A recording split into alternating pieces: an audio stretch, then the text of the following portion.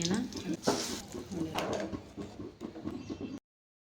ಚಟ್ನಿ ಮಾಡೋಣ. ಕೊಬ್ಬರಿ ಚಟ್ನಿ ಬನ್ನಿ. ಇವಾಗ ಮೆಣಸಿನ್ಕಾಯಿ ಹುರಿತೀನಿ ನೋಡಿ.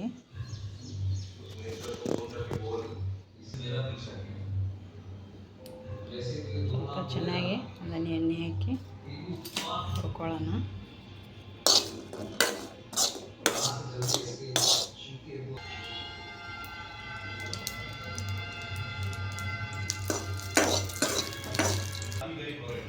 ಸ್ವಲ್ಪ ಶೇಂಗಾ ಹುರಿತೀನಿ, ಟೇಸ್ಟು ಚೆನ್ನಾಗಿರುತ್ತೆ.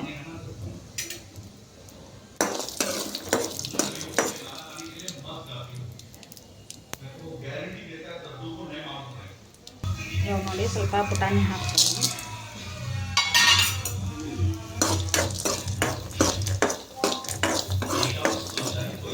ನನ್ನ ಮಗ ಬಂದು ಮಾತಾಡ್ಸಿದ್ದಕ್ಕೆ ಶೇಂಗಾ ಬರ್ತಿದ್ರು ನೋಡಿ. ಇವಾಗ ಹಸಿ ಕೊಬ್ಬರಿನೇ ಹಾಕ್ತೀನಿ. ಎಲ್ಲವೂ ಚೆನ್ನಾಗಿ ಅಂದ್ಕೊಳ್ಳಿ. ಅಲ್ಲಿ ಆಡಿಸಿ ಸಾಕು.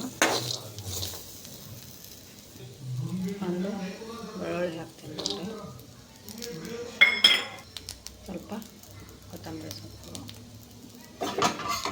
ಹುರಿದಿಟ್ಕೊಂಡಿದ್ನೆಲ್ಲ ಮೆಣಸಿನ್ಕಾಯಿ ಎಲ್ಲವೂ ಈಗ ಮಿಕ್ಸಿ ಹಾಕ್ತೀನಿ ನೋಡಿ.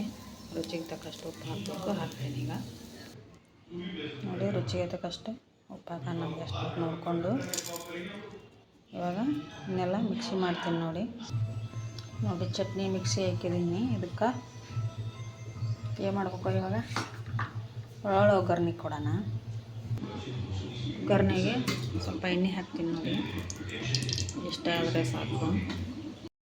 ಸ್ವಲ್ಪ ಸಾಸಿವೆ, ಬೆಳ್ಳುಳ್ಳಿ, ಸ್ವಲ್ಪ ಉದ್ದಿನಬೇಳೆ. ಇವಾಗ ಸಾಕು, ಗ್ಯಾಸ್ ಆಫ್ ಮಾಡ್ತೀನಿ. ಮಿಕ್ಸಿಗೆ ಹಾಕಿಟ್ಟಿದ್ದೀನಲ್ಲ ಆ ಚಟ್ನಿನ ಅದಕ್ಕೆ ಹಾಕ್ತೀನಿ ನೋಡಿ. ನೋಡಿ ಎಷ್ಟು ಮಸ್ತಾಗಿ ಬಂದಿದೆ ನೋಡಿ. ಚಟ್ನಿ ಸಖತ್ತಾಗಿ ರೆಡಿ ಆಗಿದೆ.